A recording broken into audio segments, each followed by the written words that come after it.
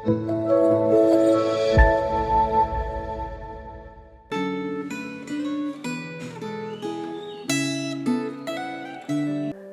jemaat yang terkasih dalam Tuhan, kembali kita hari ini akan merenungkan firman Tuhan. Namun sebelumnya mari kita masuk di dalam doa. Ya Tuhan, terima kasih sekali lagi kesempatan yang sungguh berharga yang Tuhan berikan kepada setiap kami untuk kembali belajar firman Tuhan. Kami sungguh memohon Roh Kudus bekerja menerangi hati dan pikiran kami untuk mengerti kebenaran-Mu. Karena itu kami serahkan waktu ini, berkati kami. Dalam nama Tuhan Yesus kami berdoa. Amin. Saudara-saudara, refleksi Gema kita pada hari ini sudah sampai di kitab Yesaya pasal yang ke-14. Saudara, saya sangat menyarankan kepada saudara untuk membaca secara menyeluruh pasal yang ke-14 ini dari ayat yang pertama hingga yang ke-23. Saya hanya akan membacakan ayat yang ke-22 sampai 23 saja. Saudara harus membaca secara menyeluruh supaya bisa mengerti apa yang kita pelajari pada hari ini. Demikian firman Tuhan, Yesaya 14 ayat 22 hingga yang ke-23. Aku akan bangkit melawan mereka. Demikianlah firman Tuhan semesta alam. Aku akan melenyapkan nama Babel dan sisanya, anak cucu dan anak cicitnya. Demikianlah firman Tuhan. Aku akan membuat Babel menjadi landak dan menjadi air rawa-rawa, dan kota itu akan kusapu bersih dan kupunahkan. Demikianlah firman Tuhan semesta alam. Saudara-saudara yang terkasih dalam Tuhan, tidak mudah ya saudara ya, bagi kita untuk tetap bersikap menjadi orang yang rendah hati saat kita itu memiliki jabatan yang tinggi atau menjadi orang yang terkenal, orang yang hebat saudara.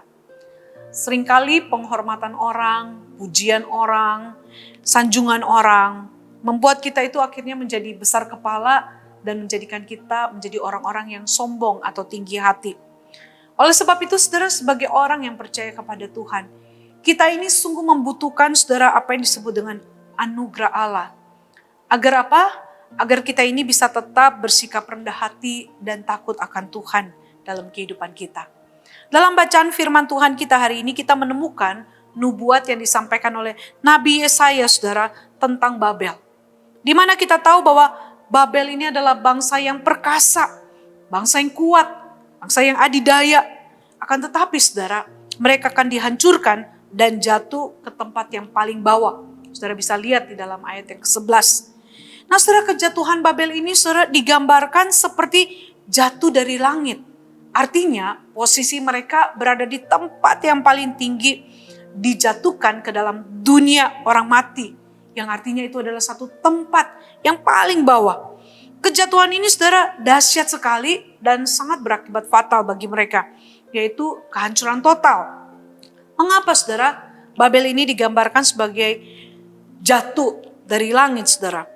Saudara, Babel itu disebut sebagai bintang timur, putra fajar. Hal ini saudara bisa lihat di dalam ayat 12 saudara. Kemudian saudara, di sini kita tahu bahwa bintang timur ini dikenal juga dengan sebutan Lucifer. Nah karena itu saudara, kita bisa memahami bahwa Babel ini diumpamakan seperti bintang yang bersinar dari timur pada waktu pagi hari. Babel adalah bangsa yang besar, bangsa yang sinarnya itu menarik sekali perhatian bangsa-bangsa lain karena kemegahan mereka dan kemakmuran mereka dan kehebatan mereka saudara. Babel ini kita tahu juga sebagai bangsa yang berkuasa karena pada waktu itu dia bisa mengalahkan banyak sekali bangsa-bangsa. Namun saudara, di sini dikatakan bahwa Allah akan menghukum dan menghancurkan Babel karena ia menjadi semakin jahat, semakin kejam, dan semakin sombong. Mereka berpikir bahwa mereka dapat mengatasi Allah pencipta langit dan bumi ini. Artinya mereka berpikir mungkin mereka dapat menguasai Allah atau mungkin mengontrol Allah. Hal ini saudara bisa lihat di dalam ayat yang ke-13 sampai dengan ayat yang ke-14. Namun saudara, kita tahu bahwa tentu saja kesombongan Babel ini akan sangat sia-sia karena Allah sendirilah yang akan memusnahkan sama sekali bangsa ini. Babel akan dihancurkan total. Saudara bisa memperhatikan ayat 15 sampai 17, kemudian ayat 19 sampai 20. Nubuat yang disampaikan saudara oleh Nabi Yesaya juga berbicara tentang apa yang akan terjadi di hari kedatangan Yesus Kristus yang kedua kali. Babel rohani, yaitu setan atau Lucifer, itu akan dihancurkan saudara dan dikalahkan. Setan beberapa kali diumpamakan sebagai Babel. Saudara bisa lihat di dalam Wahyu 17 ayat 19. Dalam Wahyu 17 ayat 14 dicatat. Demikian firman Tuhan. Mereka akan berperang melawan anak domba. Namun anak domba akan mengalahkan mereka karena dialah Tuhan di atas segala Tuhan dan Raja di atas segala Raja. Mereka yang bersama dia juga akan menang. Yaitu mereka yang terpanggil, yang telah dipilih dan yang setia. Nah saudara, dari dahulu, sekarang sampai masa yang akan datang. Di sini kita melihat bahwa Allah itu selalu berada di tata yang kudus, di tempat tertinggi. Dialah yang berdaulat atas segala ciptaannya. Oleh sebab itu saudara, tidak ada manusia yang berhak untuk meninggikan diri sedemikian rupa. Dan merasa saudara, mereka sudah begitu hebat dan begitu mulia sehingga tidak perlu hidup di dalam takut akan Allah. Saudara, kita harus sadar betul bahwa sebagai ciptaan, tentunya posisi manusia lebih rendah daripada Sang Pencipta, bukan? Oleh sebab itu saudara, kita harus sadar betul dan ingat bahwa Tuhan itu tidak menghendaki atau sangat membenci orang-orang yang tinggi hati. Orang yang tinggi hati lupa diri, maka mereka itulah akan direndahkan oleh Tuhan. Mereka akan dihancurkan oleh Tuhan. Oleh sebab itu saudara, sebagai orang yang percaya Tuhan atau yang mengaku sebagai anak-anak Tuhan, kita harus sadar bahwa diri kita bukan siapa-siapa jika bukan Tuhan.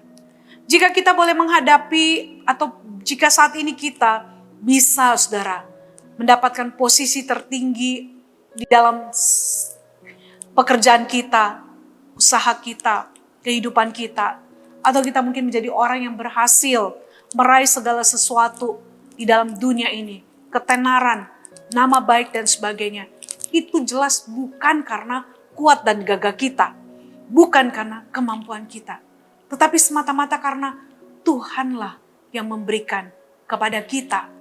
Oleh sebab itu kita harus sadar betul bahwa jika bukan karena Tuhan, kita ini bukan siapa-siapa. Karena itu tidak ada yang dapat kita sombongkan dalam hidup kita. Kita tidak boleh meninggikan diri kita dan melupakan bahwa Tuhanlah yang menjadikan kita seperti saat ini. Karena itu jangan menjadi seperti Babel. Sebab ketika kita menjadi seperti Babel, tinggi hati di hadapan Tuhan, maka kehancuranlah yang akan kita terima.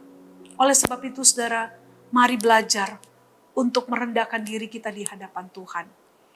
Sadar diri, kitalah orang-orang yang disebut sebagai ciptaan, yang tidak punya kuasa atas hidup kita. Kita harus tunduk dan taat kepada Sang Pencipta kita. Kita harus bergantung sepenuhnya kepada Sang Pencipta kita, yaitu Tuhan kita. Oleh sebab itu saudara, milikilah kerendahan hati. Sebab inilah yang dikehendaki Tuhan. Orang yang rendah hati, mereka lah yang akan ditinggikan. Tetapi orang yang tinggi hati akan direndahkan. Mintalah pertolongan Tuhan, supaya kita senantiasa menjadi orang-orang yang rendah hati dan memuliakan Tuhan. Mari kita berdoa. Tuhan, tolong ampuni kami. Jika mungkin kami selama ini juga seringkali tanpa sadar menjadi seperti bangsa Babel. Yang lupa diri, yang tinggi hati, yang merasa bisa meraih segala sesuatu dalam hidup ini karena kemampuan kami. Ampuni kami Tuhan. Tolong kami untuk belajar rendah hati. Tolong kami untuk belajar menyadari diri kami di hadapan Tuhan. Sehingga sekalipun posisi kami di dunia ini tinggi, tetapi kami tidak meninggikan diri kami. Kami tetap tunduk kepada Tuhan. Kami tetap hidup di dalam takut akan Tuhan. Taat dan setia kepada Tuhan. Sehingga ya Tuhan, kami tetap memiliki kerendahan hati di hadapan-Mu. Tolong kami Tuhan. Mampukan kami untuk punya hati yang berkenan di hadapan Tuhan dan yang benar di hadapan-Mu. Di dalam nama Tuhan Yesus kami berdoa. Amin. Demikian refleksi Gema kita hari ini. Tuhan Yesus memberkati saudara sekalian.